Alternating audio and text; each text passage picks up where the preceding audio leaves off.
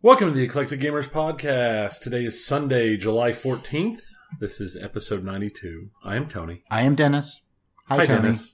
Oh, we didn't even plan that. No, we don't. We've known each other too long. Too long. That's so beautiful. People ask me all the time, what does Tony do? Does he really just work all the time? And I say, yes, he does. But what's happened since the last episode? I know I've talked about it with you. I might have talked about it on the podcast. I don't remember. But I had picked up a little end table at a garage sale that matched an old antique leather top table that I had. And I combined that with a new lamp my wife got me for Father's Day and the Lazy Boy that I got from you to create a little reading nook. Okay. And that's been there. I'm pretty sure I've talked about it. I'm not positive. I don't remember. It's been a long time. But I don't think you did on air. Yeah, I can't remember. I talked to so many people about stuff. Yeah. There was a problem with my reading nook. There's two problems with my reading nook. One of the problems I haven't fixed is my reading nook took what was my pinball space. So right, but you don't currently have a pinball, so that's not a crisis. It's not a crisis. The other problem was it turned out that my 32-inch TV, where my 32-inch TV was setting, wasn't big enough for where my reading nook was for me to set in the Lazy Boy and actually play games on the TV. Right, you wouldn't be able to read any because I couldn't read anything. Yeah. I couldn't tell the EUI or any of that stuff. So I did last weekend the only thing that was the possible answer for a problem like that. I went out and bought a 50-inch 4K TV and put it on my desk instead of the 32-inch. So now I can see and do everything fine because I mean that's a decent upgrade in television from a 32-inch 1080 to a 50-inch 4K. Yeah, that's a pretty big upgrade. And you know how many games I've played on it? Probably 0. Tetris. Well, but now you can see each individual line of the block. Yes. You're probably much more accurate with this degree of sight depth. Yes, I'm so much better at Tetris. Would be my thinking. But yeah, no, I've played Tetris on it so far. Mm-hmm. And I did what I almost always do when I set up something like that and try it out for the first time. I watched The Martian. Oh. And it's nice. Nice. HDR? Yeah. I figured at this point. Yes. It's pretty prolific at this stage. Yeah. And they're affordable now. Yeah, it's not like Bob's brand TV. It's a Vizio. I mean, that might be what mine was. I don't remember. Whatever mine was a Christmas gift, whatever was on sale. Yeah, I mean, I'm not able to go to like a Sony or a Samsung. That's just crazy. I mean, that's like pinball machine money there, but it's good. It was on sale. I got a real good price on it, so I was pretty happy with that. Awesome. The other thing is it's work related. But it's going to sound like stuff people have heard before, except for it's me this time instead of you. And it's not nearly as off-putting bad to a start. We had a superintendent retire, where with your situation, it was a non-continuance of a contract. Right. And I was asked to take over as the interim superintendent until they can hire a superintendent. So I'm now officially, as of tomorrow morning, the interim superintendent. Cool. So congratulations. Thank you. Hopefully I'll be able to remove the interim. Hopefully. After the interview processes are over. But I mean, we're running it. It's running for about a month. So. Okay. Yeah, that's pretty standard. Yeah, we've got a closing date. There's a closing date at the beginning of August for the position. So I should know by the end of August, one way or the other. So yay. Yeah. Now I get to do even more work. Because I still have to do my old job. Yeah, no, the new job. Being an interim is actually probably just about the worst thing. I can't remember the last time I was so stressed as I was when I was interim. Now that actually learning this new job, but not as interim, was easier than being interim. And I knew what to do as interim because I knew that place inside and out. But it was just still doing the old job on top of it was and they were not quick. So they did not just like, oh, we're going to get this job list and we're going to have it open for a month. My last day of work was when they finally contracted with an entity to go about and do a hiring. They still don't have their new person in place. They have them picked. They start September. So it's been, 9 months? Wasn't it like October or November last year? They formally voted to not renew the executive director's contract in mid-October. Yeah. They put me in as interim in mid-November because they wanted to just pay him and not have him work anymore after that point. They're running out his contract, basically. Right. And then I took the job that I now have. I accepted it in mid-February because they still hadn't started a search and I didn't know if I was going to get it or not.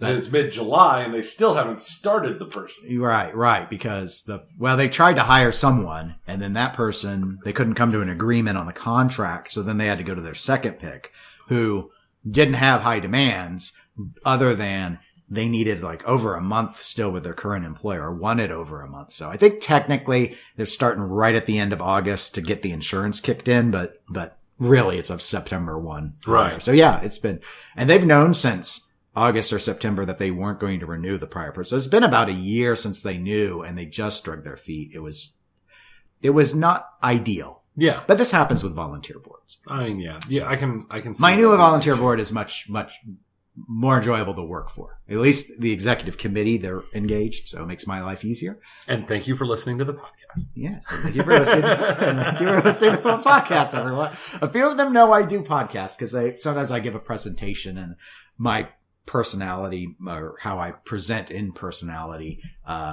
they go, why do you do it like the way you do it? And I said, podcasting is why I do it this way. Podcasting. It's just like, I know what the people want. Unlike Zach Meny, I know what they really want. They want whatever I'm serving them, except when they don't. And then they write in and they tell me, I don't like what you did, Dennis. And I go, okay, that's good to know. I get that too. So there's my exciting news. Yes, so that's pretty exciting. So it's very exciting. It wasn't all work. It wasn't all work. I do work. I have to admit, I put a lot of time into work. I have to let you know because, well, I'll touch on it here in a moment during my intro. But so, yesterday I went to a pinball party, an area Jeff C. Hosted. He called it his Random Gravity Arcade Party. I wasn't able to attend because of my work. Yeah. Jeff he's known in the community. They might not know that they know him in the community, but he's done some color DMD colorizations, I believe multiple. So a lot of people, throwing my notepad everywhere. So a lot of people have seen his work, but I'd only ever been to his house once before years ago, to consider a trade. I had a game that he was thinking about getting and he had a game that I was thinking about getting. And so he had me come to take a look at the game at that point. So his lineup was significantly different than then. He's got a lot of very high end pins. So like he works on them and makes them look really, really nice. So there wasn't a single pin there that I would look at and go, that's a player's condition pin. It's not all send them out to high end pins and have them redone. He does them. Yeah. But you've got he has the A-list Williams games. He has some of the, most popular EMs, things like that. And, so I got to play Guns N' Roses, the non-Jersey Jack version, because he has a room which was like I almost thought it was the non-Williams room, but it was actually a mix of like Dad East games and some of the maybe less popular Williams stuff. He had a Jackbot, so I finally got to. You got to play Jackbot? Yeah, I can't. I think I've played it before, but I know. I thought we played one as a group at Texas, like the first year. So I got a little bit more time on. He had a Capcom Flipper Football, which is the weird soccer game. So that was really cool. One of the things that you would have found cool was one of the area players, Mark M, came up to me and said to let you know that he went and bought an air fryer because of what you said on the last episode. And he should be happy with it. And he loves it. It's amazing. It's one of his best buys he's ever done. Okay. Just in case you're listening, Mark, just to let you know, I learned that 390 degrees for 3.5 minutes, perfect English muffin pizzas. Put a little pizza sauce on half of an English muffin, your toppings, cheese, put it in there, 3.5 minutes. Comes out perfect every time. There you go. Okay. He probably will listen. Air fryer cooking. He was looking for more air fryer pinball podcasts. Yes, I said I would let you know. Maybe the eclectic air fryer podcast. Yeah, maybe that's the next one we need to look into. Let's see. Game wise, I played not a whole lot of, and I streamed both of these. Don of Gaming on 10, he recommended there was a game that was, at least for a little while, free on Steam called Kabounce. It's a pinball parkour game. I would describe it as Rocket League pinball. Okay, well, that doesn't sound horrible. So I tried that out. It was... Did you yell parkour current? I did not, and that's probably why I only barely won. And mostly because of my teammate. But it was... I don't know if it's a good thing for stream. Probably, because Rocket League's a good thing for streaming. I don't know if it's a good thing for me mentally streaming. Because I did it for a while and I needed to go to something lower key. Then there was you had to go vent the rage. Yeah, and then there was another game that I saw that Steve Bowden had shared on Fun with Bonus called Demon's Tilt, which is a cross between pinball and a shmup. And it's still an early access game, which I don't normally do, but it was on sale during the Steam summer sale to like a 20% off. It's like $12. It's just one table, but it had multiple levels and you're like fighting these demons, hence the name Demon's Tilt, and you kill one and then a new one can appear, and there are attacks that you maybe don't want to shoot your ball into because then it'll kill the ball momentum, and it's got like 12 or 15 flippers or something, and it's just interesting. It's weird. So, and that's a lot of fun. It's crazy, but that's been a lot of fun. And then the only other thing in terms of introduction that I would say is another Fun with Bonus share from a couple of weeks ago, though I think the video is a couple months old. There's a YouTube channel called Alux, and it's where billionaires, Tony, go to get their ideas, if you didn't know. I didn't, because obviously I try not to drop myself down to the billionaire level. It's a little low for me. I understand. But that's why, but it was shared so that people who were familiar with pinball could go and appreciate the top 10 most expensive pinball machines in the world. Ooh. Which I watched the video and I was not impressed. When Avatar is your number 10 game on your list, maybe you didn't do enough research. I'm just saying. Maybe they had a version where they actually had James Cameron come in. They didn't even say like LE, new in box. They didn't say any of that. Number 9, Attack from Mars remake, which they then listed for more than it costs to get an Attack from Mars remake. So it didn't say new in box. They had an instance where they said new in box. So that's why I'm qualifying that they're not even clarifying. You could definitely get a used one for less than they listed. They didn't say if it was, I think maybe they did say it was the LE model, but still it's like, even at the price they listed, it wouldn't be a top 10 expensive pin. Right. So anyway, so it was a mess. So, on the Facebook thread that Steve had created, I made a very, I thought, reasonably polite post saying that it was the worst pinball video I had ever seen. And politely. Yeah. Well, basically how I just described it. Yeah. You're like, no offense intended, but. No, I don't qualify it like that. I mean, it's just like this video. I think I said this video is terrible. It makes the Watch Mojo, top 10 pinball machines video look like it's worthy of a Pulitzer. I think that's basically what I said. But I didn't say that. I didn't call the person who created it names or anything. Someone replied to it. I'm assuming the creator. I'm assuming because I don't know. It's more fun. Sometimes now I find that when I open my mouth and it's always just like talking into a microphone. And then I forget sometimes that people are listening who might actually care about what I'm talking about, or in this case, type about.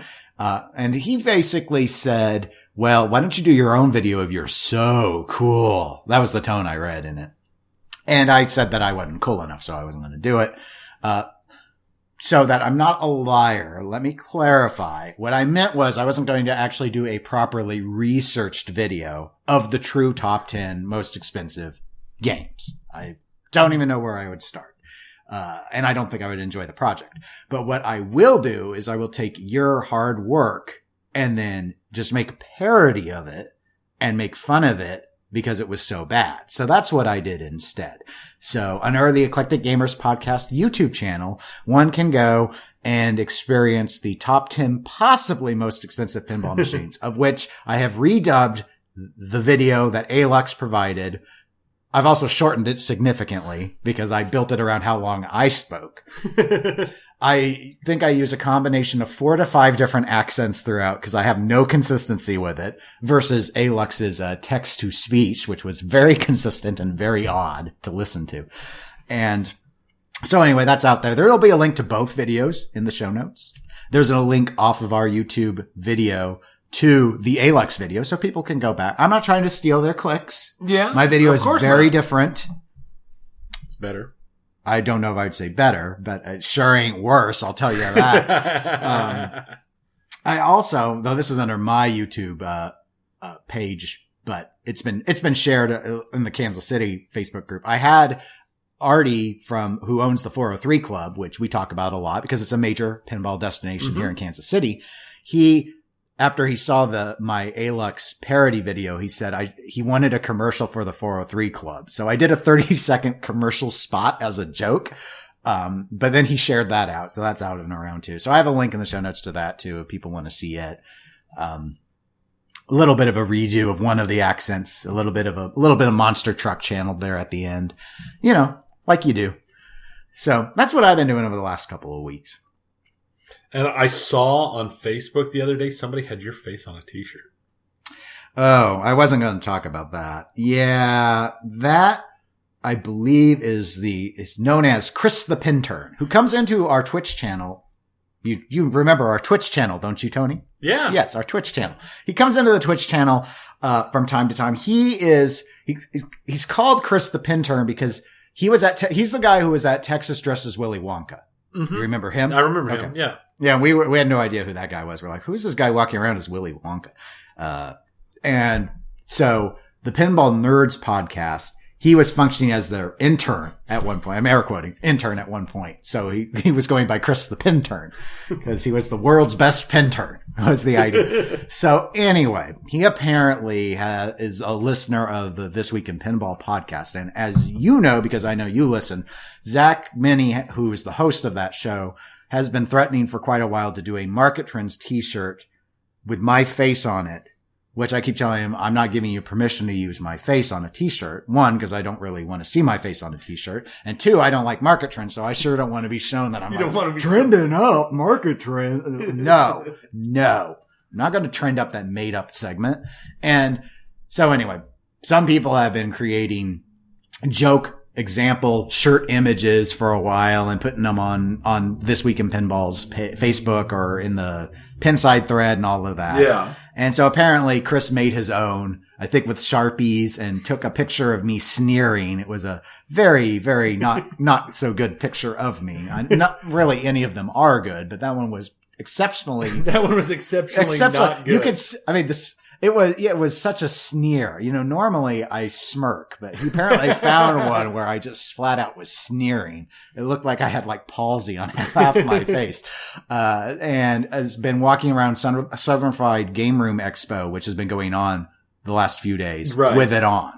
So I saw it was shared on Emoto Arcade. So I guess if you want to see it, you can. I'm not linking it. I'm not encouraging this sort of.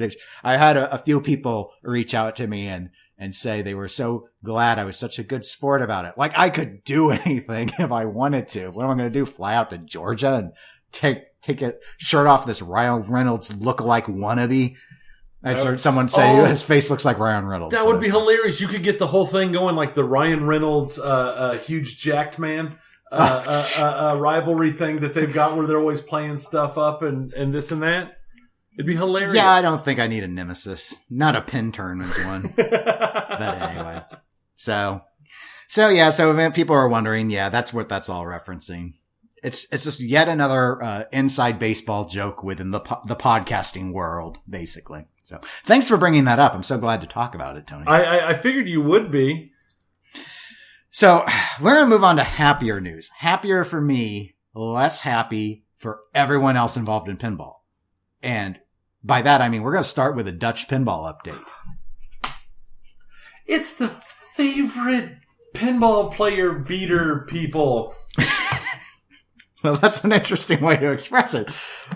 So let's start with the information as we know it currently. So I'm going to thank Mr. 68, that's his handle on Pinside, for sharing this information. I do have a link to this specific post in the show notes.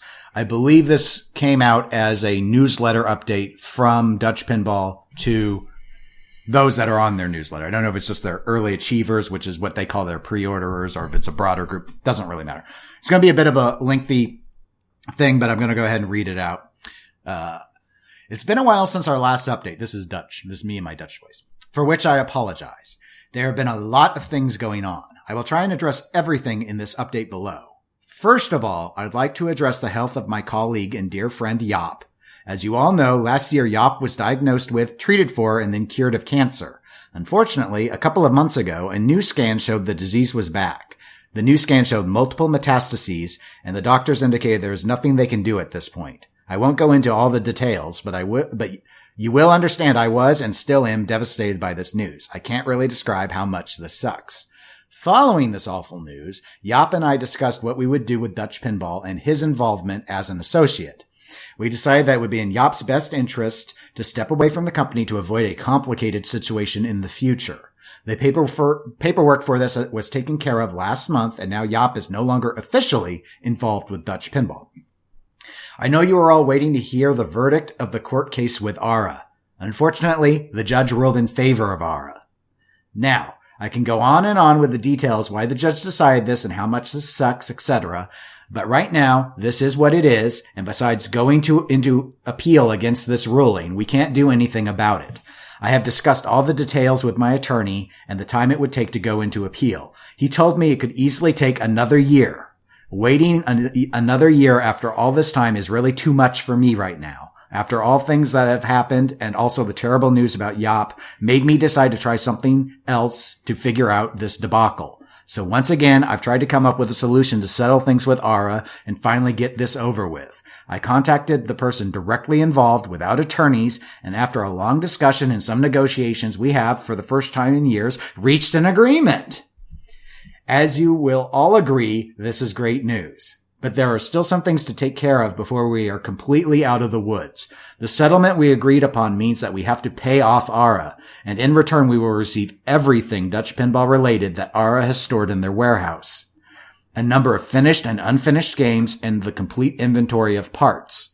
Besides that, the court case will be voided, and this means there will be no more legal issues to prevent us from continuing our business and start building games again. First, the Big Lebowski Pinball, of course, and hopefully many more beautiful games in the future.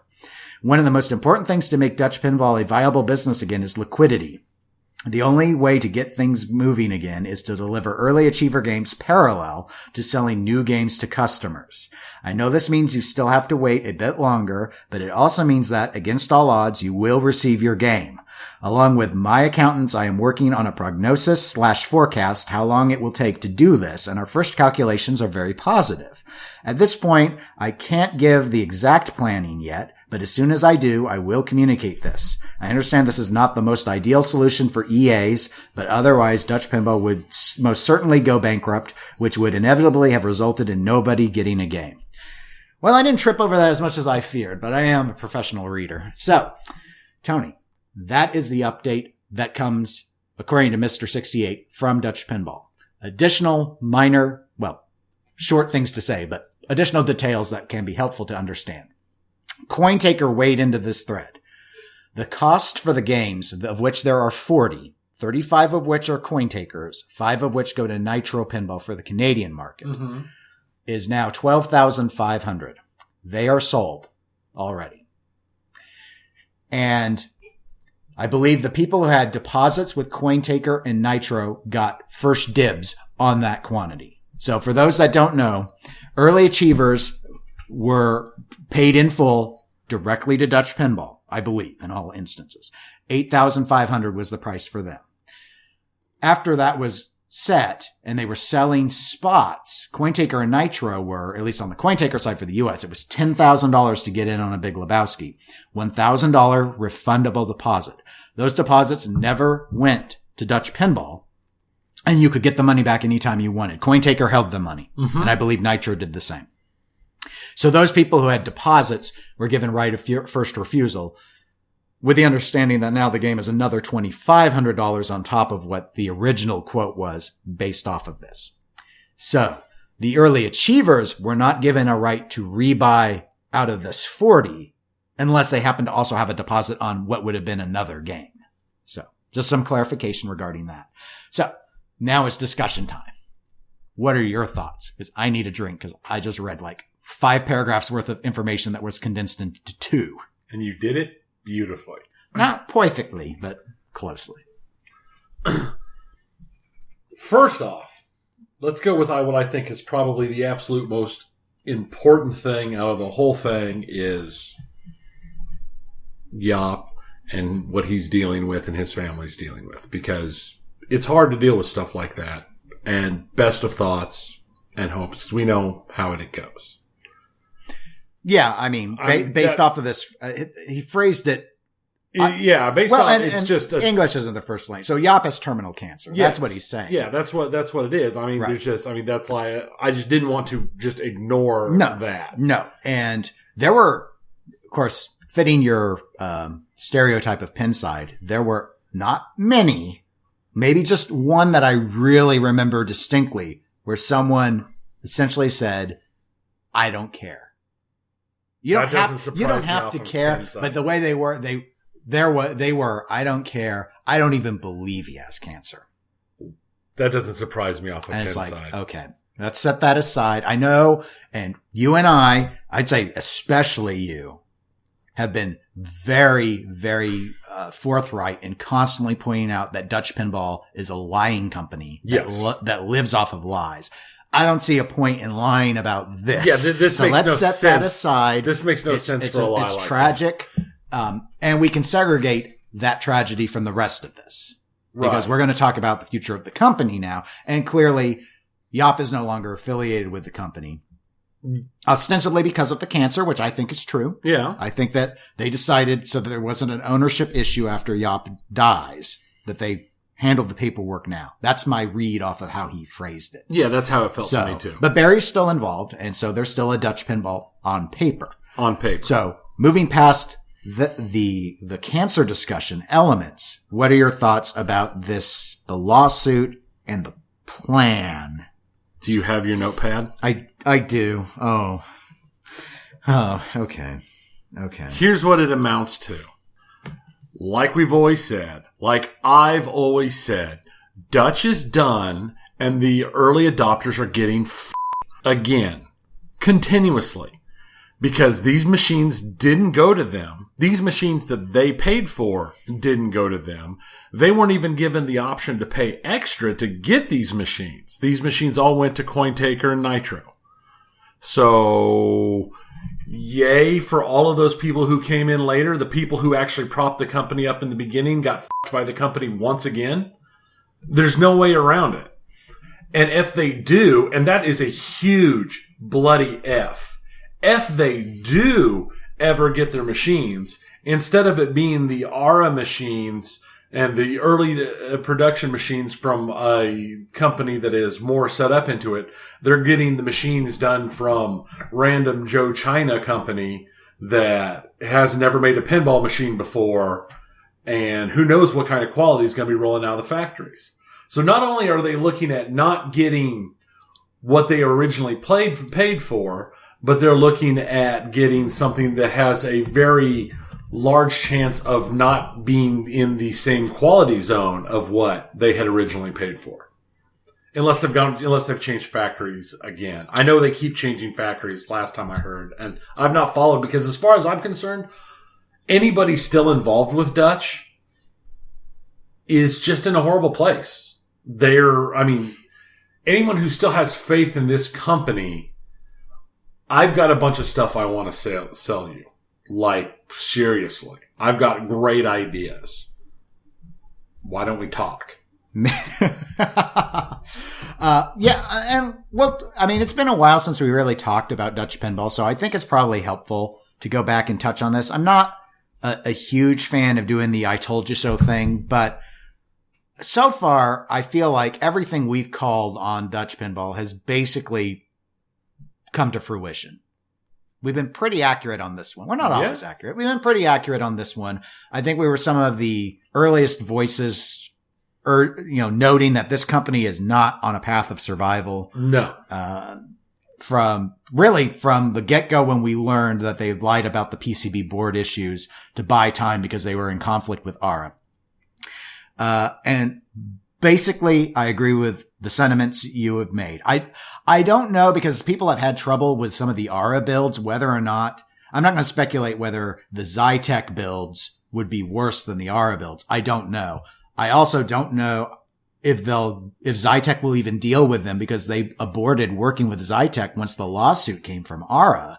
Mm-hmm. And so Zytec might be a bit pissed that they did all this prototyping and probably didn't get paid for it. Because there's no money. Probably thought that they were going to get paid once the game started to be built, sort of thing. So here's my takeaway. And I understand, because of how this is being presented and done, I don't blame CoinTaker or Nitro for not selling to the early achievers first, because I'm not sure they have the information on who all is an early achiever. And it's not really on them to ask for that information. And the reason why I'm noting all of that is because Barry is presenting this still pie in the sky notion that everyone who pre-ordered is still going to get their game for the $8,500 that they paid.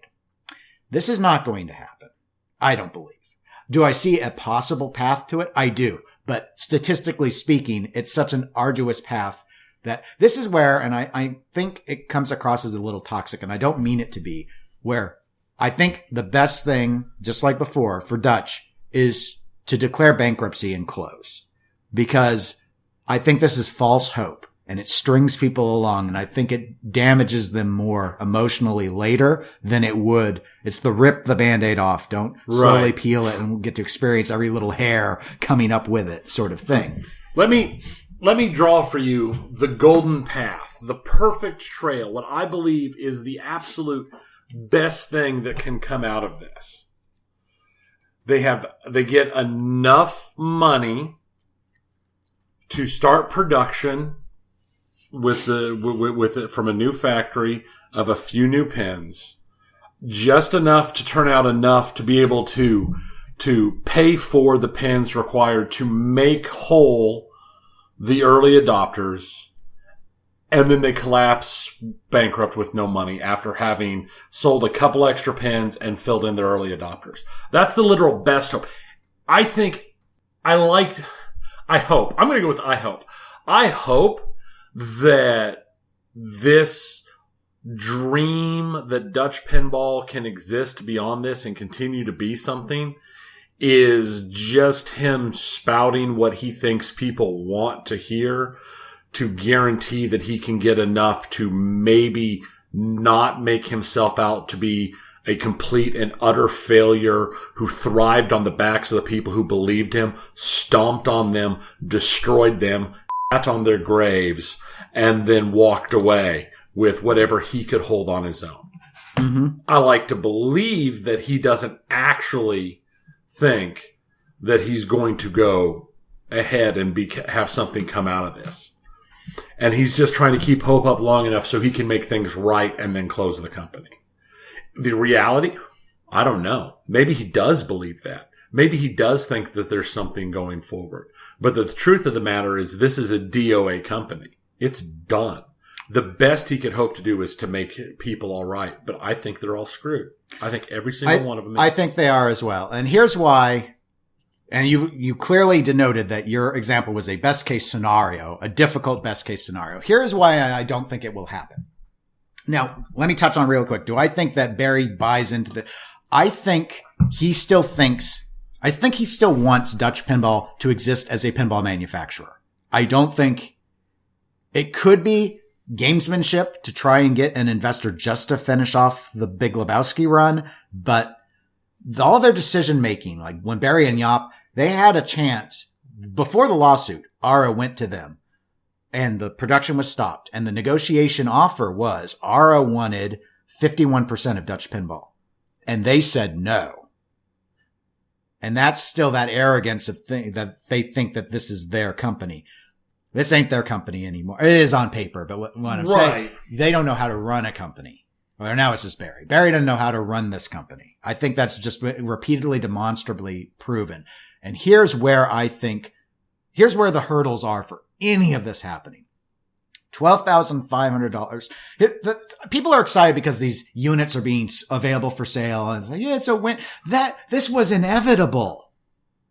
Either Dutch was going to win somehow the lawsuit and they'd have the pins available to sell because they'd get them from ARA, or Dutch collapses and ARA would have been able to, like at a bankruptcy auction or something, sell off the 40. Those 40 pins were going to hit the market. No matter what. This is not, in my view, there was like there's probably some possible scenarios where based off of license, universal and expired license, that I don't think it would have blocked it in a bankruptcy scenario, just liquidating assets, but I don't know exactly how it would square with, again, Dutch law. I don't know. So, So all of this.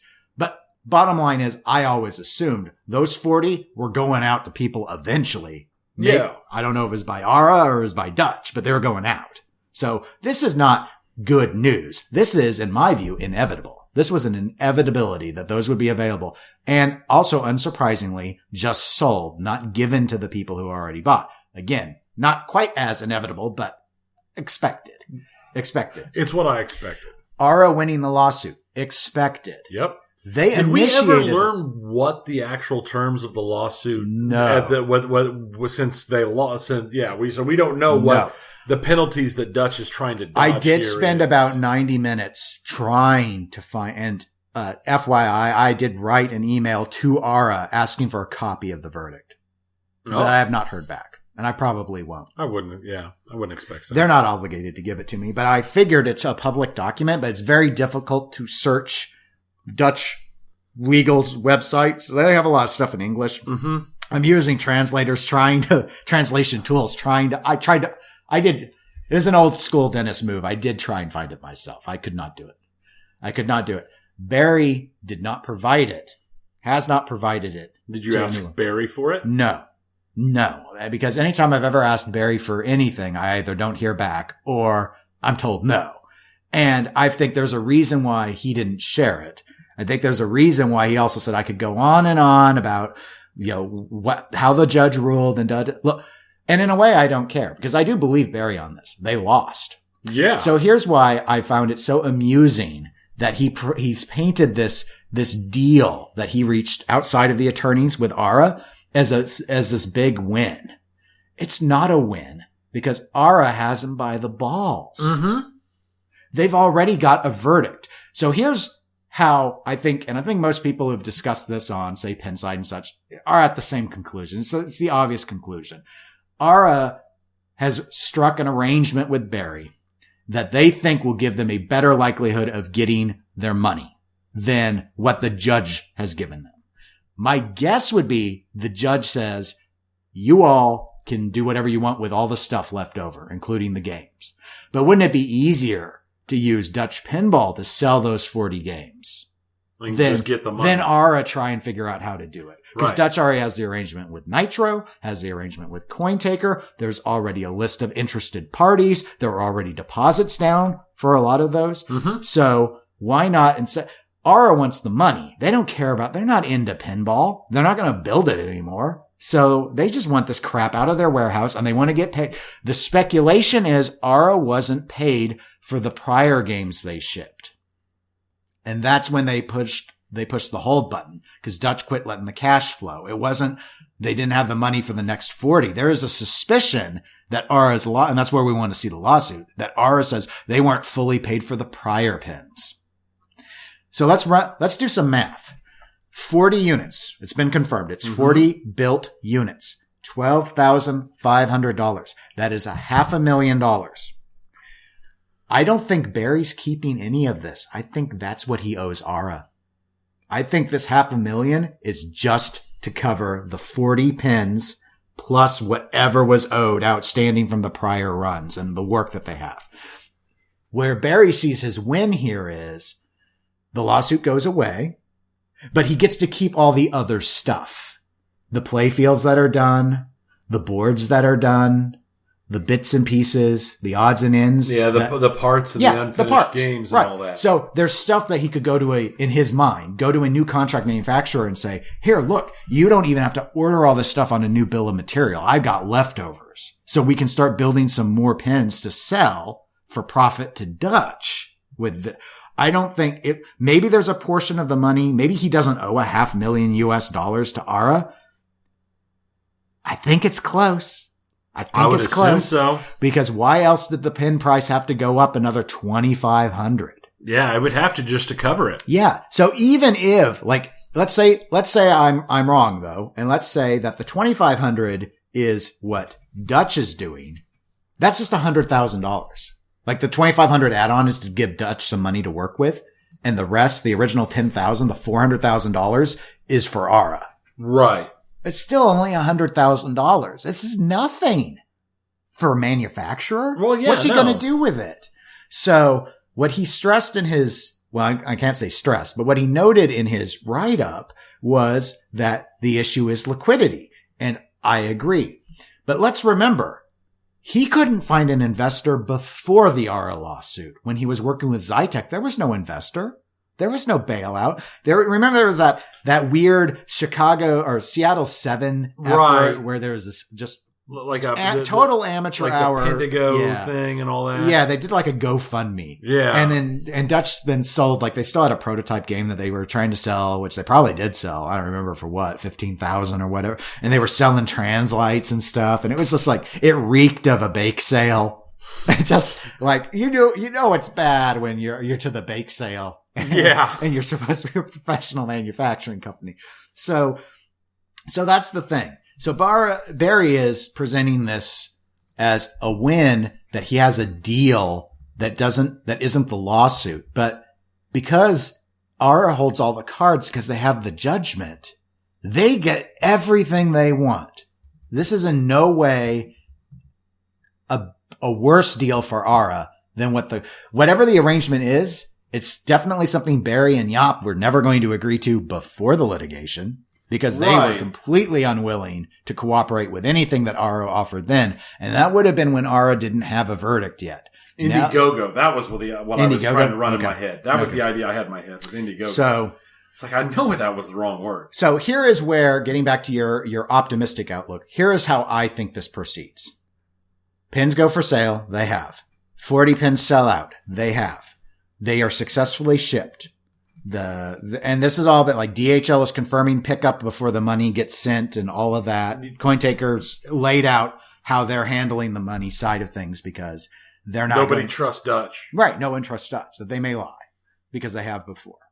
I think that money goes and essentially is just a pay off Ara and get the rest of the stuff out of their warehouse.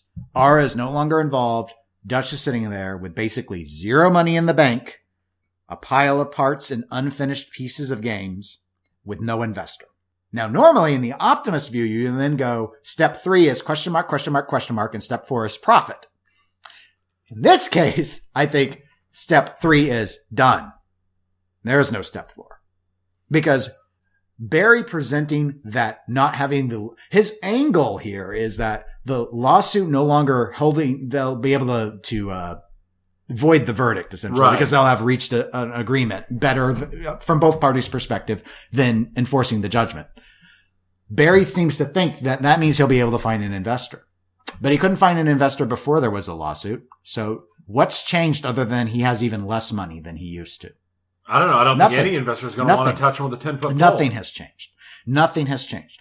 And because of that, I don't see a path forward for the EAs to get their games, much less Dutch Pinball actually going on and building new different games beyond Big Lebowski. This scenario, this Ponzi scheme-esque approach of build to, he didn't even give the ratio. Like, what is it? How many new games would have to be sold before they could give one EA buyer their game? Is it 2-to-1? Is it 3-to-1? At 12, you can't here. If they actually start back up production, if that somehow got to that, they ain't selling that game at 12.5. There's no way. People are only buying at 12.5 now because they think what I think. This company's dead. And these are going to be the last of the games. There are going to be fewer Big Lebowskis than there are Aliens. So they're going to get in at 12.5 because they think they're going to be able to flip it for profit. That's why people are buying right now. And I don't blame them for it. No. But if the production line, like if they go back to Zytec and that Chinese contract manufacturer says, okay, yeah, we'll deal with you. It's like maybe that 100,000 pays off for their prior work or whatever. If he indeed is making a little bit of money at this point. I still just, whatever rate he's going to have to move those games at, I just don't see it over 10. It's not worth it, especially given the QA, the quality assurance on it, because there have been a number of problems with the ARA built ones. Right. So given that it's not the best built pinball machine, even though a lot of people love how it plays, you just have to, it's a different scenario. I mean, 12.5, that's CE money from Jersey Jack, their most overpriced model. That's thousands ahead of Spooky, American Pinball, companies that know what they're doing. At least to the degree that you don't feel like you're going to get screwed. So, I mean, it's just like, and their build qualities are almost assuredly better on both cases. So, given all of that, I think they're done, but they're acting like they're not. And the EAs you put them in that weird emotional position where they have to almost cheer Dutch pinball on and hope people are going to want to buy more Big Lebowskis. The license is assuredly expired now. 3-year license, or by the end of the year, I would think it would be based off of when they started production. If that's how the license arrangement was, is Universal going to sign off on another run? Some people are throwing out ideas like go to Chicago Gaming and have them build the game. They should just sell the design to another pinball manufacturer. Okay. Here's the problem. The design isn't worth enough to do 40 free EA games. No. It's not worth that amount of money. Is 40 the number of EA left that haven't gotten their games? No. Those are just I only went with, I don't know how many are still outstanding. I don't remember. I know it's been said, but I just can't remember it. Yeah. Even if it was 40 though, it's like, what you're saying that having the design and everything is worth what? $400,000 or whatever. It's not. It's not. Plus, if they were to sell the game, it doesn't come with a license. You would have to go to Universal and get like Spooky or CGC. And again, if they were really interested, why didn't they do it before now? When Dutch still had some moxie. It doesn't fit. I don't see, because here's the thing. If Dutch can't make the early achievers whole, the early achievers, even though legally they have no right to do it, there's precedence now because of Deeproot that they're going to want whoever would do the build to give them a free game. Because Deeproot went when they, as you know, Tony, and they hired John Papaduke, and they offered terms for people to settle the Zidware situation, those who pre-ordered Zidware games, and in exchange they could get a monetary recompensation or a game from Deeproot. And that's, that stuff's all legal and signed and everything. And I'm sure Deeproot did that to help alleviate some of that bad blood that people felt about Deeproot coming and hiring John Papaduke. But why would just a contract manufacturer, even if it's an established pinball one, want to do that? And if it was an established pinball manufacturer, the demand for it would be higher. People aren't going to call Zytec up and say, you should give me a free game because I got cheated by Dutch. You chuck that thing over to Chicago Gaming though, there will be demands. It's a loser move. There is no company that should do this. No pinball company should take the Big Lebowski, not as designed. Do a new version of it if you have to rehash, but I think it's just it's just kind of like the third rail at this point. It's something you should just dodge. I think it's just going to burn anybody who gets even close to it. Looking at from the numbers I'm seeing online, it's looking like there were 300 originally. Okay, so yeah, 300, and I believe with the 40, it would have been about 90 built. So I guess 50. So 50-ish. 50-ish that actually got. So like a sixth. Yeah. It's not good. It's not even a quarter. So yeah, it's just, I'm going to be honest. And here's what I think is the most likely thing to happen. Not the golden path forward, but I think the reality is to happen. Is either, like you said, Ara's paid off, he'll talk a big game and then vanish. Or the extra 2,500 was to create, like you said, the money to go forward, and he'll pocket it and vanish. Or the third option is he'll take the parts and he'll take everything that is left in the unfinished games to assemble as many games as can be assembled without any new orders or any new anything, sell them for $12.5 and vanish. I will admit, I would be shocked if any of the early achievers remaining ever get a game.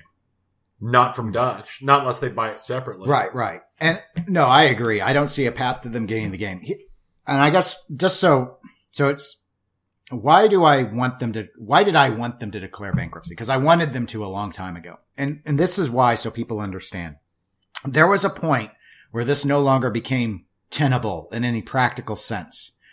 By declaring bankruptcy and liquidating what they had, Dutch Pinball could have at least given pennies on the dollar back, I'm hoping, to all of their creditors, including those that had pre-ordered the games. That is a better scenario than getting nothing. And so that's why I was a fan of that approach. The problem is Dutch, for a long time, was at least talking the game that they still had money. They didn't have enough money to give everyone their games, but they had enough money to pursue things with Zytec. As time has gone by, they were continuing to draw salaries. They've confirmed that. And there were other expenses. They probably were paying Zytec something, would be my guess. You would assume so. Why would a company talk to them otherwise? Exactly. And so given all of that, it's my belief that the problem now is there's virtually nothing in the piggy bank to get out of a bankruptcy. Now, you sell these games. Let's assume all the money went to ARA, and you have all this other stuff. It's just not going to fetch a lot. There's more to liquidate now than maybe there was 2 months ago, but it's not worth anything. Not really. So your best bet at this point is finding the weird people, not the weird people, the people who have the money, to buy the parts just to have replacements to keep stuff going. Yeah. But what's the word I'm looking for? The people with a big enough love and a big enough desire to drop the money required to have parts to make sure it keeps going. Well, the Alien Pinball owners, they work together a lot to arrange for 3D printing replacement parts. You know, they source the parts and they share stuff. So I could see something like that manifesting. But those parts won't command much, even from that group, because there's no competitor. No one else will buy them. Right. So if you have to liquidate and auction them off, yeah, that stuff's not going to go for a lot. And there's only 90 of them. Exactly. There's not a huge amount of demand. Plus a lot of those parts are probably generic, like stuff you can get from Marco or Pinball Live posts and stuff. Right. Surely they didn't reinvent everything, but so, I don't see this as good news, other than there'll be 40 more Big Lebowskis out there. That was inevitable. We were just waiting. We were just waiting for Ara to win. And, I'd love to know the details of the lawsuit, but this is what would make sense to me based off of what he said. And I don't really see I don't see a path forward because Barry is not worth investing in. He's just not.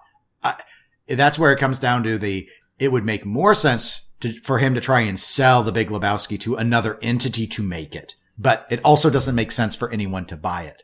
There are a lot of people who are just, because they love the theme so much, or maybe and as well love the gameplay, who just think that, well, it's a slam dunk. I mean, this is just going to print cash for any company. It's like, no, this is a has-been game that's been out too long. There's no wonder about this anymore. Almost any other manufacturer would have to redesign the cabinet at the very least because they're not going to build it like this. Mm-hmm. So, and here's the thing. I love the Big Lebowski as a theme and this and that. I think Alien was a better theme. Yeah, I do. I'm not saying that I think Alien's a better game because it's not, but I think Alien's a better theme. And yeah, there's lots of things that people are deluding themselves if they think that if you could just get this up and for sale, it would sell enough to solve all these problems. It's just not. It's not. It's like how remember the hype train on Munsters and look at it now. I'm sure it did okay for Stern. Yeah, I'm sure it was fine. But all of that wonder went away pretty quick. And Big Lebowski's Wonder was 5 years ago. So and remember, I mean, it's the same thing with Pirates of the Caribbean. Greatest game ever. I heard it constantly. Greatest game ever, greatest game ever, greatest game ever, greatest game ever. It wasn't good enough to stay on the line for more than like 37 minutes. Well, but now everyone wants it. So now it's the greatest game ever still because of the can't haviness. I think that gets back on the line eventually. I still think it. I think maybe at 12.5. Maybe. As a Yellow Brick Road edition. But, the Yellow Brick Road edition of the... Well, they'll give it a better name than that. But, the Golden Tooth edition. Golden Tooth. The one everyone says Black Pearl. The Black Pearl edition. So let's move on. Speaking of Jersey Jack, let's move on to a Jersey Jack news topic. Guns N' Roses pinball. It's been confirmed. Not by Jersey Jack Pinball, but by Slash of Guns N' Roses. Somebody we can actually trust to not be lying to us. Yeah. Oh, okay. Welcome to the jungle. Welcome. So yes, apparently, and I do have a link in the show notes to this, but in an interview with San Francisco Weekly, Slash did confirm that a new pinball machine is coming out. The rumor mill already said that Guns N' Roses was the license, one of the 2 licenses that Jersey Jack has. The 2 remaining licenses that we haven't seen that have been said to be JJP licenses are that and Toy Story. Okay. So, but based off of this statement, to let you know, the rumor goes even further that Jack of Jersey Jack Pinball has continued to insist that they're putting out a second game at the end of this year. The rumor mill is that it is not Toy Story, even though the Toy Story movie is now out. It's Guns N' Roses. Well, based upon how the Toy Story movie's been doing from everything I've heard, that's not necessarily a bad thing. Really? I've not looked into it at all. I had one person tell me that it was wonderful, touching. Then that's one more person who's told you it was wonderful than the 8 people I've talked to said it ruined Toy Story and it's just dead. Oh, okay. Well, it was Zach Minnie who told me this, so and you know how his tastes are. Yeah. Okay, that explains it. So, thoughts on Guns N' Roses pinball? It'll be fun, I guess. Whatever. It's a music pen. Yeah. Here's the thing. Here's what I expect from a music pen in this day and age of music pens. Is it dad rock? Does it have good music? That's all. That's all a music pen is. Yeah. And Guns N' Roses, it's dad rock. They've got good songs. As long as they just don't totally mess everything up and it has halfway decent playability, there's a certain segment that's going to be all over it. And then you combine the fact that we're looking at JJP. So there's going to be another segment who's already guaranteed can tell you right now it's the greatest music pen ever made. It could literally be 2 flippers and a single pop bumper, but it's the greatest music pen ever made because JJP made it, and it's only going to cost you $10,000 unless you want the really good one. And that one's going to cost you $15,000 unless you want the really, really, really good one, and that one won't ever be put on the line until you get it. Okay. Well, that's an interesting take, Tony. Possibly harsh, possibly. But so let me ask you a few other questions related to that. Now, what do you think the reaction, though, would be if they do Guns N' Roses like they did Wonka, where there's a standard edition, is not, the Wonka standard edition was $1,000 less than the Pirate standard edition. And also the game, even in the non-standard edition, is seen as more stripped down than the historic JJP games. Hobbit, Woz, and Pirates and Dial In are seen as loaded JJP games. And some people, even though a lot of people like Wonka, they do say that it feels like it's the most stripped down, stern style JJP ever. For the standard edition. Or did they say that about the main edition? No, even the main edition, because there's a view, I don't know if it's accurate or not, but there is a view from some that there are fewer mechs. It looks less wondrous because the only thing that was really missing on the standard edition, besides having a decent art package, was the Wonka Vader. Yeah. Okay. So there's a 1 mech difference. That's where the sternification reference is, where JJP had sternification. Well, I love that word. Well, because it's the sternification. Right. Well, because the whole thing was a lot of people who are really big supporters of Jersey Jack one of the things I really liked about it is no matter what the model you had, there were no gameplay differences. But Wonka broke that rule. It's apparently not a rule anymore. I know it's a surprise that they said something that they don't actually stick with. But But JJP lied. Yeah, basically. I mean, this is more of I'm sure the view of the business now that there are investors has changed. So I wouldn't attribute it as a lie specifically. In fact, from an interview I heard with Jack of Jersey Jack Pinball, he did not like this change, but he was convinced that they needed to do it. Because the investors were like, if you don't do this, the money goes away. I don't know if they were that blatant or if it was his team telling him, look, you need to, Wonka is clearly making a play for getting more operators to buy the games. 8,500 is a tall ask for an operator because even if the game earns like 20% more, it's still a better deal to buy a Stern Pro because of the depreciation and the sale difference and how that works. It's like most of the time when I read the threads about people talking about who post on Pinside, the JJP pins can be near the top, but it's like Stern Star Wars Pro makes you as much money and it's thousands less. Right. So you would have to be if you're doing it just from a business decision, you'd have to be pretty stupid not to buy the cheaper one. Right. And also you've got to look at it. You're going to have a lot bigger, no matter what people think, you're going to have a lot bigger draw for people to play Star Wars, even if it's a bad game, or Guardians of the Galaxy, or Deadpool, than you're going to have for the nostalgia of Wonka. I do think that's true, though. From the themes that JJP has taken, I do think Wonka is probably their strongest one. Strongest since Wizard of Oz. But those are, that's not saying a lot, though. I know. And that's where Guns N' Roses is quite a bit. Now that's another thing I want to ask though. What do you think about them, pulling a copy of Stern and doing a music pin? Cause they haven't done one before.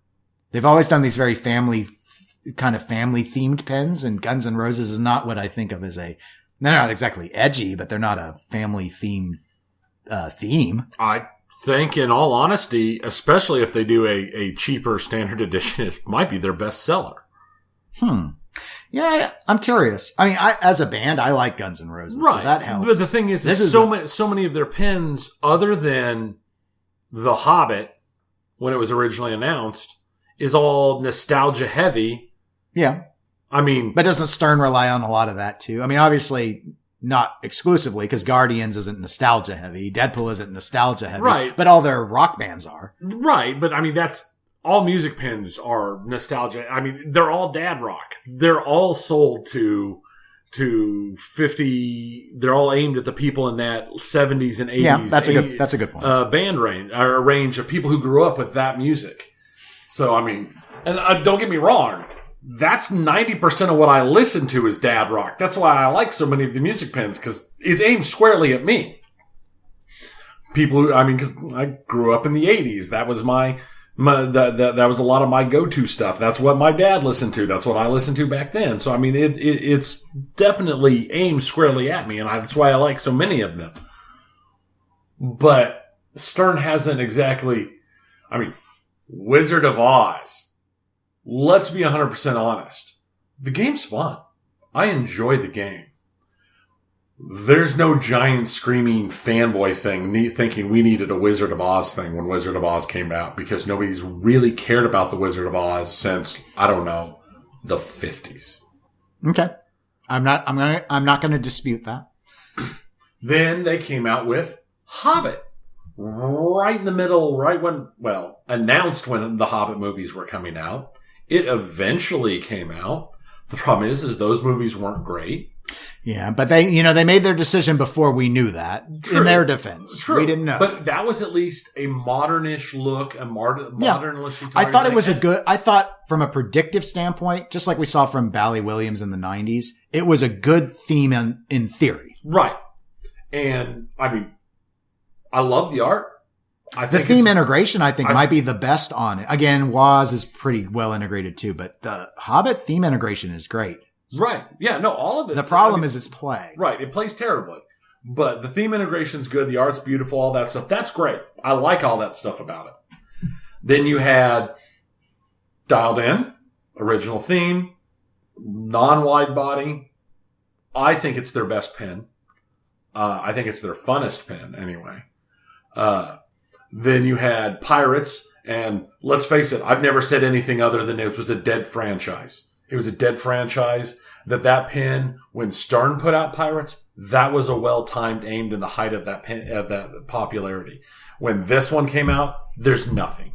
Nobody cares. Yes, they just put out a 5th movie. Nobody cares. Guess what? Fast and the Furious is coming out with a spin-off movie. They've had, I don't know, 8 movies now? I think, yeah. Yeah, they've had 8 movies. They've got a spin-off off of the main series coming out this year. And it's hugely, and that's it. That would have been a good thing to target. Pirates of the Caribbean was just horrible. Horrible. And now Willy Wonka, pure nostalgia. Purely aiming for that nostalgia thing. And there's not enough people out there, I think, who have that strong of a nostalgia to make it a huge thing. Maybe I'm wrong. I thought compared to Pirates, compared to Dialed In, obviously, with its original theme, I thought Wonka was a better pick. I do too. I'd even say Wonka might be a better pick than Wizard of Oz as a theme. Again, I don't know. I think so. It's Oz is more timeless. Wonka is more relevant because there are a lot of people who are still alive who watched it a lot as kids. Right. Whereas everyone's seen Wizard of Oz, but not everyone likes it. Right. But it was a very U.S. oriented show. I don't believe it did as well overseas. So that's a problem for Wonka. And, I don't think younger generations really watch it as much as maybe our generation thinks they do. Right. So. And how many of the younger generations haven't seen Wonka, but they've seen Charlie and the Chocolate Factory with, can't remember his name. Johnny Depp? Johnny Depp. Yeah, I don't know. Maybe, I think this is good, and just in the fact that I think JJP needs to try and stay away from Johnny Depp themes at this point. Now that's valid. So this is a positive. But let's see, once we see more about the game, theme is theme, and it's interesting to talk about from a business perspective, but it'll be interesting to see, how it plays. And the rumor mill is that Eric, and I've been missaying his last name. It's not Munier. It's not French like that. It's like Miner.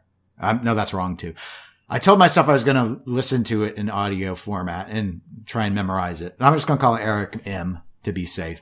The rumor mill is he who designed Pirates will be designing Guns N' Roses. Okay. So a lot of people like how he designed Pirates, and, if they're going to do a wide body, and the rumor is that Guns N' Roses will be a wide body, I would probably prefer Eric to do it because I think his Pirates wide body layout was more enjoyable to shoot than Hobbit, definitely, but even than Wizard of Oz too. I didn't care for Wizard of Oz's layout all that much. It's okay. But anyway, last pinball piece of news and we'll be done. There's a rumor.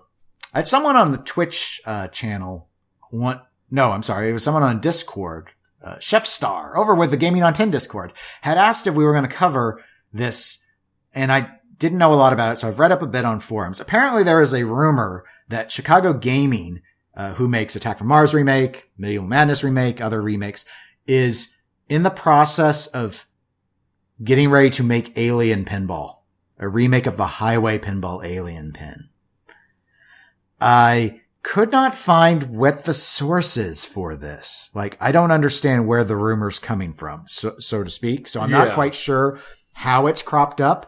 It seemed to me that this is getting discussed now just because Big Lebowski is being shipped from those pre-made ones, has sort of kicked this one in the pants as another failed project that got a few out the door sort of thing. But the way the rumor goes is Pinball Brothers has the rights to the Alien design. They are working with Chicago Gaming to build the remake version, and that, as the rumor goes, Chicago Gaming is working on converting some of the cabinet stuff from the Heighway cabinet to more of a Bally Williams wide body cabinet, super pin style, I guess, and also needed to square away the license with Fox or Disney now for Alien because it's no longer current. They'd have to renew it. Right. I personally don't think this makes any sense. I don't understand why Chicago, let me phrase it a different way. I don't understand why Chicago Gaming would, for their first wide body pin, do Alien with such a small market base built in? The thing that and the reason my logic on this is, I could see why Pinball Brothers would want to do it. So I see that side. This seems more plausible than the Dutch pinball stuff to me. Mm-hmm. But where the idea to me kind of falls down is there are a whole bunch of super pins from the 90s that they're high cost and it would be a lot of demand for based off of people remembering from the Bally Williams years. That's entirely what Chicago gaming has relied on. So, I mean, not Popeye, of course, but you've got Star Trek Next Gen, you've got Twilight Zone, you've got Indiana Jones Pinball Adventure. Those are super pins that people really, really love. They have licensor challenges of a variety. I don't know if Star Trek Next Gen would actually be that difficult to do. I don't think it was all that expensive for Pinball Arcade to do that one. Whereas I think it was hard to get, who is it? Rod Sterling from Twilight Zone. They couldn't get his likeness easily. Indiana Jones might have, but huge demand for those games. Alien, you have to do the license negotiation, and a lot of people have never tried it. So you've got a big audience that doesn't know if they'd like it. They don't. And they wouldn't. Plus you've got the issue of people who didn't get their pin from Alien being mad at Chicago Gaming for not giving them what they are owed from the company. Because remember, Heighway Pinball got taken over by Pinball Brothers. Pinball Brothers transferred almost all of the assets over and then went into administration on the company. So when it came time to count Heighway's assets, there was very little in the bank or of anything. And the chief creditor listed was Pinball Brothers. And Pinball Brothers shipped a number of pins when they were running Heighway. But it's very easy to get a vibe when you look at how they did it, that they just waited out basically the statute of limitations on the asset transfers and then killed the company off. That's exactly what they did. Yeah. So given that, I think this is, again, much like working with Dutch, where because of the burn on customers, it's a little cleaner in that a lot of people will only think Heighway and they won't think Pinball Brothers because they don't know. But that it's one of those third rail things. Yeah. Maybe this is a third rail that's not always electrified. I'm not sure how to describe it, but I just don't see the value in Chicago gaming doing that. The only thing that would make it attractive to them is the current used price on Aliens is ridiculously high. But I think the only thing that really makes sense to me on this is if it's a contracted production. Yeah, where they're just like, oh yeah, oh you'll pay us this to run the machines off for you, fine. And maybe that would be what this rumor is tying to. But I don't know. The game needs to be redesigned. Setting aside my issues with its layout, it breaks a lot. So they're going to have to re-engineer a lot of stuff because, I mean, the magnet on the xenomorph tongue thing has fallen off all over the place. It's very homebrew-esque in its quality. So that's just a lot of stuff if they want it to be up to their standard, but they would need to re-engineer basically.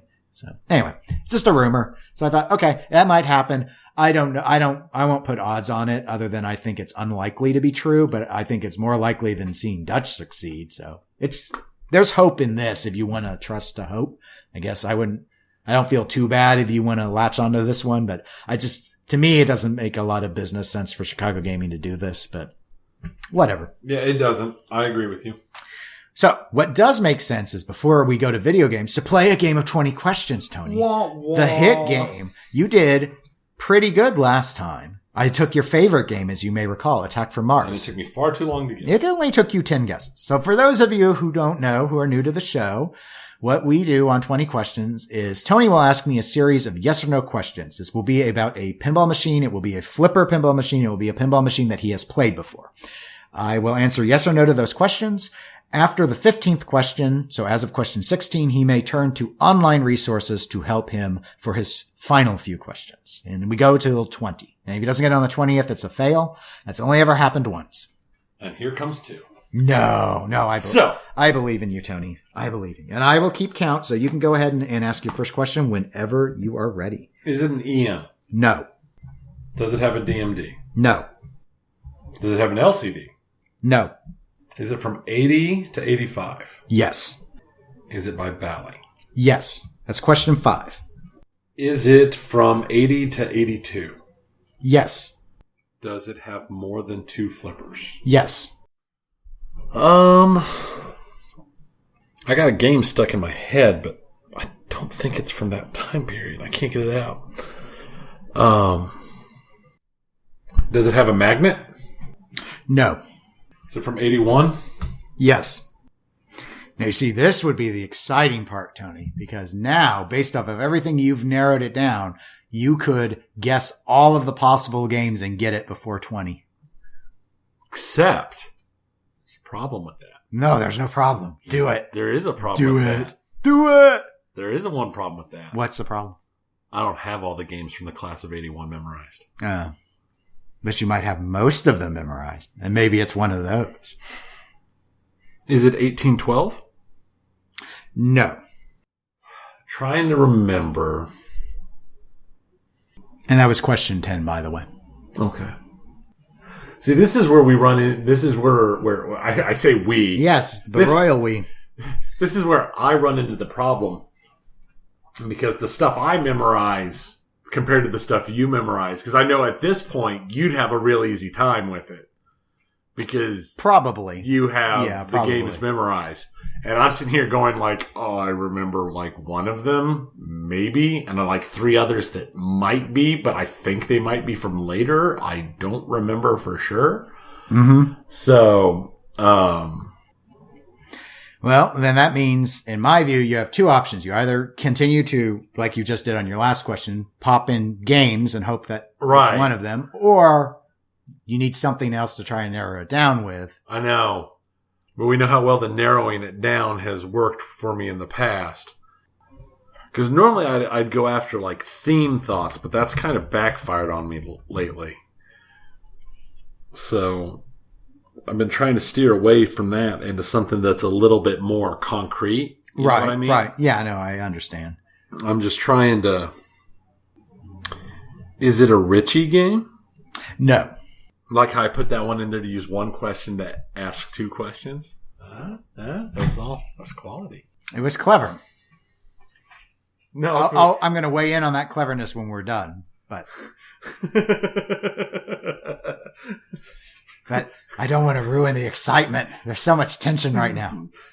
It'd be even more clever if I'd memorized these games beforehand.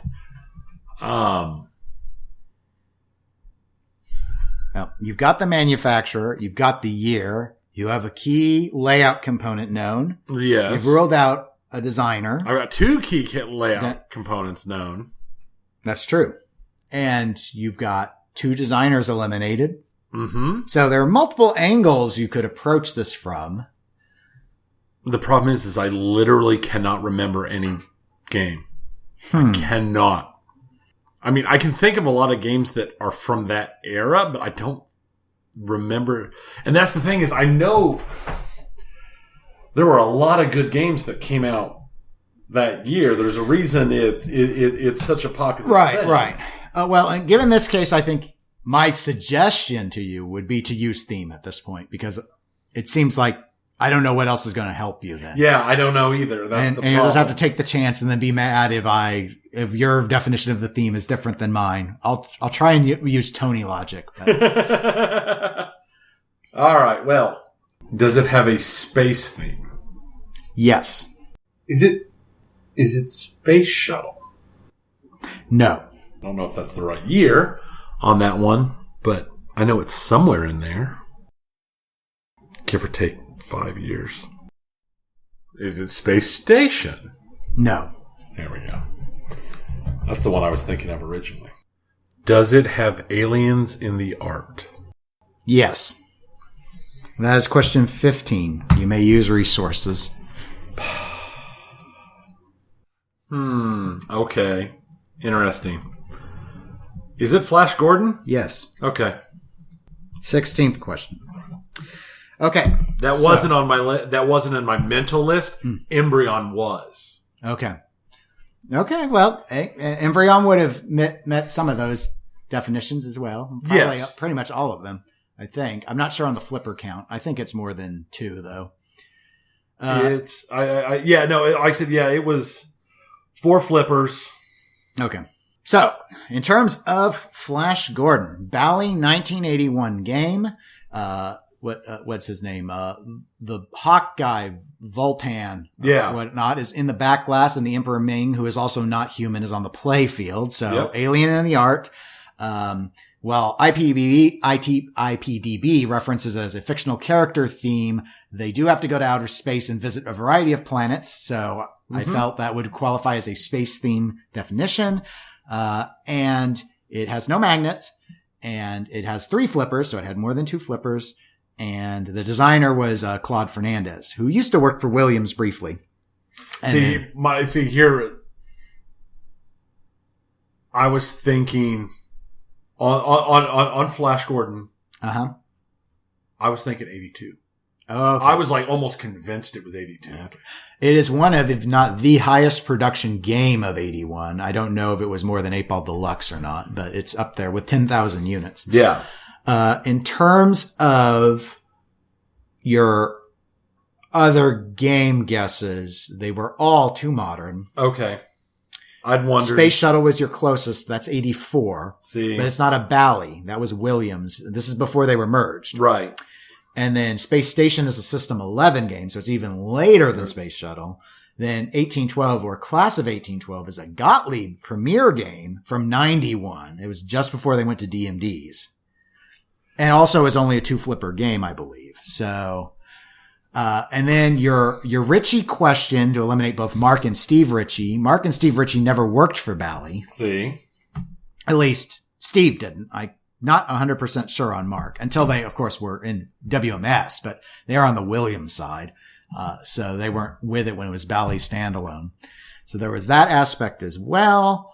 And I think that pretty much hits on everything that you brought up in terms of your questioning. So, no, like I said, a lot of this is simply because I don't have the knowledge. And so, but so people know you have played it a lot. I have played it a lot. A lot. So. Now I did not name either of these games, but there were 2 games that I thought, but I wasn't positive were in this list that were in this list, because Centaur and Embryon were the 2 that kept coming into my head. Yep. And in terms of now, Centaur, I believe, is a 2-flipper layout, not a 3 Correct. or more. So that would have, in my mind, I would have disqualified that because of your flipper question. Embryon would have been an excellent guess. It actually met all of your criteria. And the reason Embryon was so much in my mind is because last time we were up at Todd's, I played it like 9 times. Yeah. And the reason why I made my remark about you being able to, after a set point, once you had 81 in Bally, there are only 7 games left. I just didn't know them. And you were so far away still, you could have just gone through them all. If I'd known them all. That was my problem. All right, so now that I've had people screaming at me for my lack of knowledge. No. And my how much of a plebe I am when it comes to the deep knowledge that is what brings everybody here because of your personal deep knowledge. I'm sure no one got it right. Yeah, right. I'm sure no one got it right. You're sure no one got it right, like 8 questions in. Everybody's screaming at me. We're going to go ahead and segue on to the video game section. Not a whole lot huge. Just follow up on a couple of things we've touched on this year with one big item. I'm going to keep the big item for last. Okay. Earlier in the year, especially right at the end of last year, beginning of the year, we talked about the Elite Dangerous community was doing their big cross the universe giant group thing. Yeah. It's over. It finished. Okay. It finished about the same time E3 was. That's why we haven't really talked about it before. Oh, okay. Now. Because we were dealing with E3 and then dealing with the let's not talk about video games post E3 funk. Right. And so we're going to talk about it real quick. There was one of the forums posted a final infographic, and we've got a link to it in the show notes that kind of tells you a lot about it. But the interesting things are there was originally 13,000 players who started the run, more than 13,000 actually. But of those, the only 3,747 finished the journey. Okay. Every ship type in the game that's possible for somebody to play in that game, including the starter ship, the ship that you get for free when you first start the game, took part. Somebody flew at least one of all of those ships. In all actuality, the starter ship had 66 of them start it, and 2 of them made it to the end. There's only one class of ship that none of them survived all the way to the end. Okay. And the numbers that I find the actual most interesting are the platforms, because it's a multi-platform game. So when they departed, originally there were 10,663 PC players involved, 1,584 Xbox One players involved, 1,365 PS4 players involved. Actually finishing the run was 3,042 PC players, 363 PS4 players, and 342 Xbox One players. So pretty hefty drop-offs all across the board, which isn't a surprise. And I said we'd have the link to that infographic. It's really well done. Looks real nice. It has lots of just fun information into it. Yep.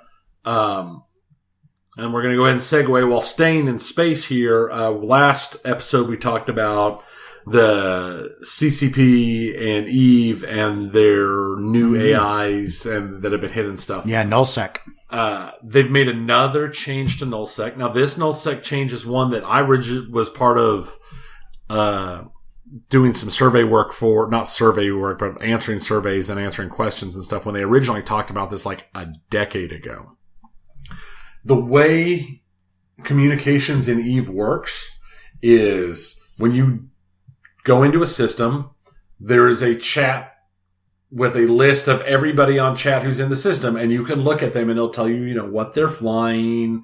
It won't tell you where they are, but it'll tell you what they're flying, what corps they're with, just give you all their general information, which meant in HighSec and NullSec that you have a ready intelligence bonanza. So when somebody or a large group of somebody's appears in system, you have all that intelligence. So if, somebody pops in and they're in a freighter, you're like, hey, Bob's here with the freighter. And if suddenly chat has 50 extra people here and they're all in battleships and carriers and super carriers and stuff like that, you're like, hey, there's a giant raiding force here. And groups of people actually put together, third-party applications that would go through the chat and would pop up and give you intelligence and stuff. So, like, if you're in the system and you're not paying attention and 70 people jumped in the system, it would give you a big ding. Right. And it would let you know that, hey, there's a raid going on or there's this or that. But there is a third section of space in Eve, wormhole space. And that's where I actually spent the vast majority of my time the last few years I played Eve was in wormhole space. And in wormhole space, there is no chat. You can chat, but you don't know if there's anybody in the system with you. There's no information. The only way to know is if you're in system and somebody chats in the system, it will appear. But if you weren't there when that person chatted, you won't see anything. And even when it does appear, you don't have any information on it. Not even their ship? Not their ship. You don't have nothing. Okay. You have just their name and what they said. Well, they just stripped chat from nullsec. So nullsec chat is gone completely. It's now just like wormhole. Okay. So people can talk and you'll see their name and that's it. And that's it. You have none of the information. You can't just watch the chat to see a whole bunch of people jump into chat. So they've completely stripped all of the intelligence that is been used by these major corps in nullsec for their major wars and everything since the beginning of the game. It's all been stripped out. Now, unlike the changes with the drifters attacking structures and this and that, this is something that's been talked about for years. It's been run through the council. I don't remember the proper name of it right off the top of my head now, but they've talked to the council about it because there's actually elected players who serve on an advisory council to CCP. Ah, okay. And they've talked about it. So this wasn't a surprise that came out of nowhere that nobody had seen before. It's stuff that had been talked about. But now that it's happened, it's a thing to see how the corporations are going to react to such major changes in the game. And CCP has already said that if there are problems, they'll roll this back. Okay.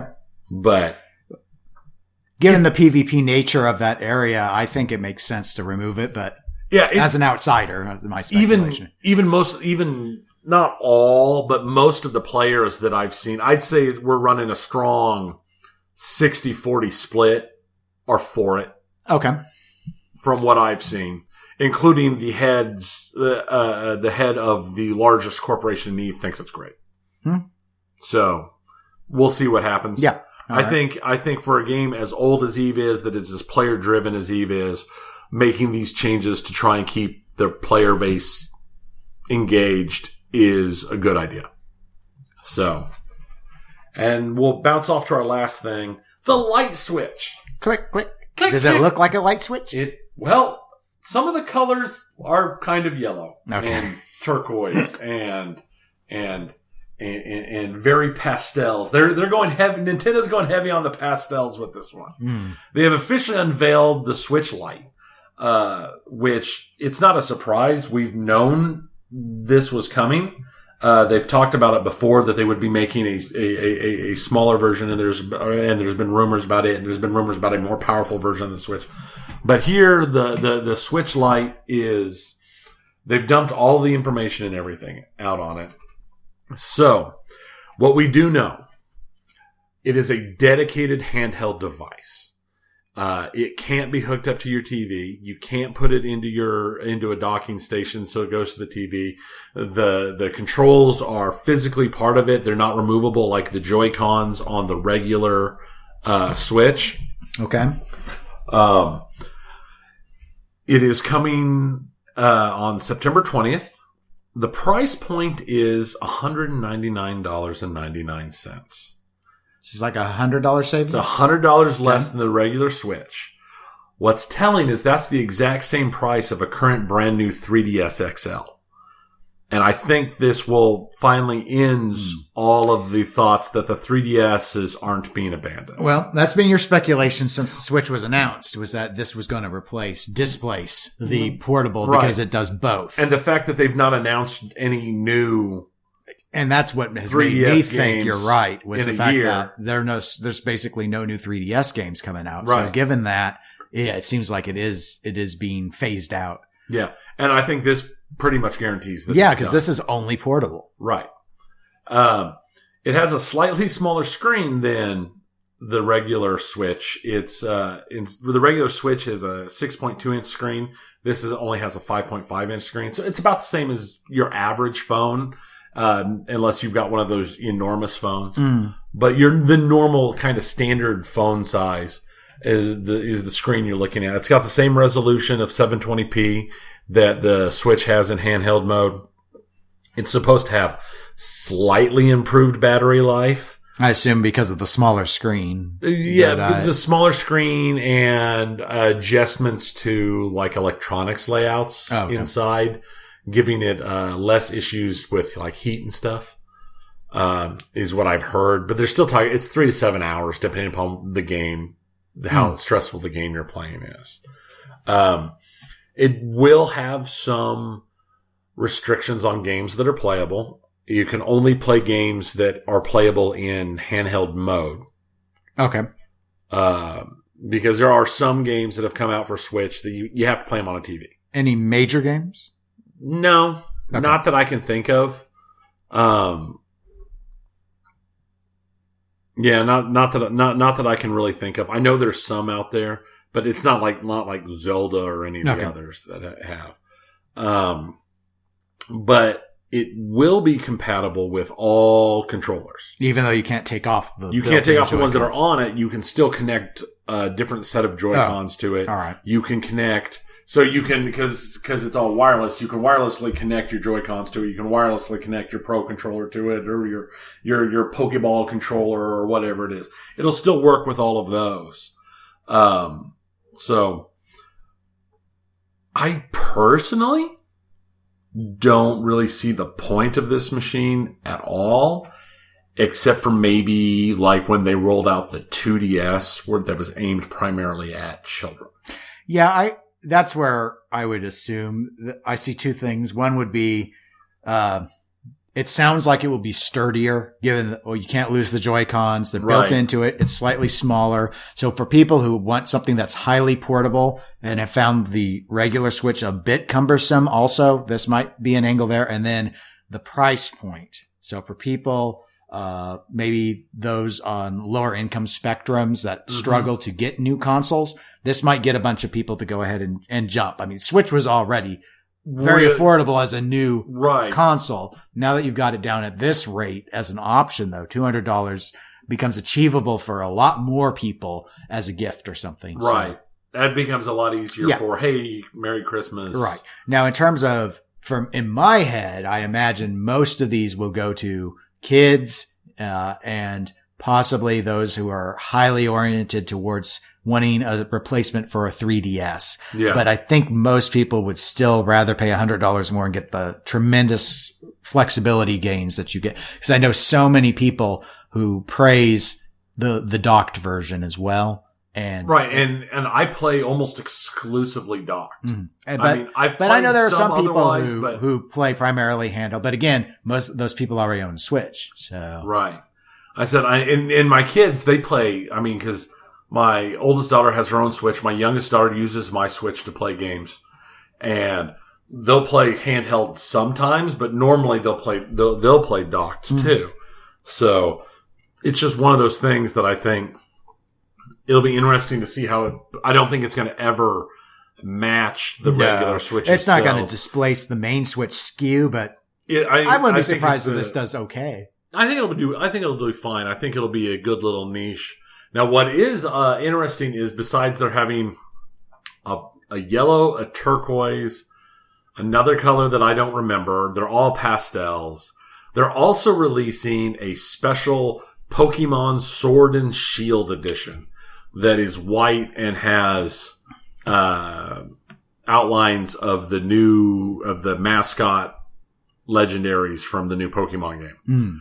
But because this comes out on September 20th and the new Pokemon game doesn't come out until November, it costs the exact same as any of the other versions because it doesn't come with Pokemon. You'll still have to go buy the Pokemon game separately when it comes out. It would have been nice if it at least came with like a code to let you download it or something. Yeah, when it does come out or something. Like, we promise it's coming here. Right. So, but then they'd have to move the price point up. They'd move the price point up from $199 to $250. Yeah. So it'll be interesting. I'm interested to see the talk of a more capable Switch. Yeah, I just don't know if Nintendo's going to pull a Sony and Microsoft and do an incremental mid-cycle upgrade. Done it. They've done it for years. They started it on their handheld market because you started with the 3DS, then you got you started with the 3DS, and you got the 3DS XL, and then you got the new 3DS and the new 3DS XL, which was literally just an upgrade. They looked identical to the old 3DSs, except for the old 3DS games wouldn't play new 3DS games. Yeah. Because it was just a straight up upgrade. It would play the older games, but the older machines couldn't play the newer games. But otherwise they looked alike. Because we ran into that issue with my daughter wanted a couple games, and it's like, well, they won't play on your 3DS because you don't have a new 3DS. And that was their literal naming it's the new 3DS. So I don't know if they as a company had a good experience with the confusion that caused. See, that's the thing that the PS4 Pro, Xbox One X have avoided. All games work on the older versions. Right. They made sure all you did was get performance improvements, better graphics, or at the very least load times.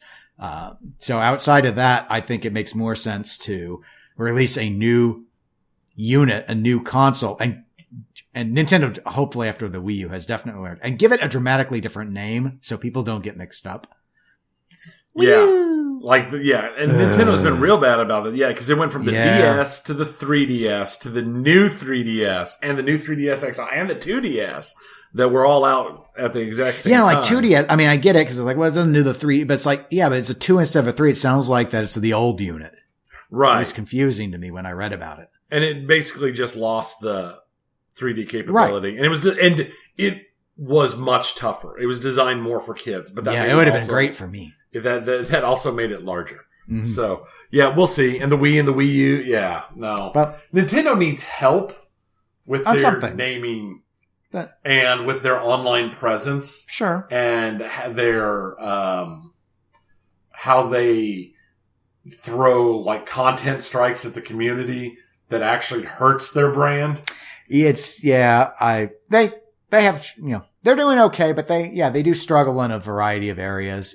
But I think that this, with it not being ultra disrupt, other than the handheld only mandate on some of those few games that are impacted, I don't think this would be very disruptive or confusing to people. And it keeps them in a way hardware wise in the public eye as we are approaching the holiday season of next year, where we're going to have new units from Sony and Microsoft, new generation. So, and Nintendo, I don't think is ready for that yet, given how late the Switch came out. Yeah. So there's no way that they'd be hit. They still want to maintain a certain level of presence and competitive edge versus those new behemoths when they hit.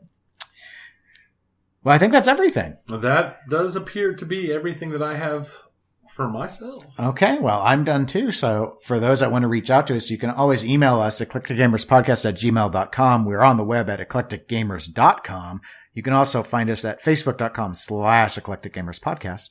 We're on Twitch, Instagram, and Twitter as eclectic_gamers. And we'll be back in 2 weeks. Until then, I am Dennis. And I am Tony. Goodbye. Bye.